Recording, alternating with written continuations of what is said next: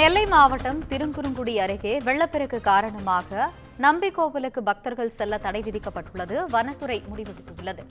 திருக்குறுங்குடி நம்பி கோவிலுக்கு செல்ல தடை விதிக்கப்பட்டுள்ளது. இதுகுறித்து கூடுதல் விவரங்களுடன் இணைகிறார் செய்தியாளர் சிவகுமார். வணக்கம் சிவகுமார், விவரங்களை சொல்லுங்கள்.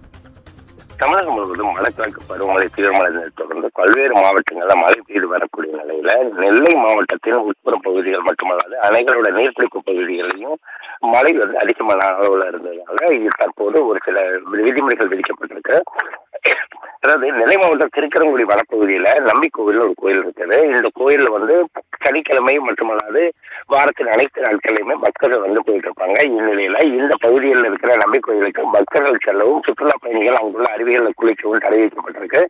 கனமழை காரணமா நீர்பிடிப்பு பகுதிகளில் வெள்ளப்பெருக்கு ஏற்பட்டிருக்கிறதால இந்த தடையை விதிச்சிருக்கதா வனத்துறையினர் தெரிவிச்சிருக்கிறாங்க.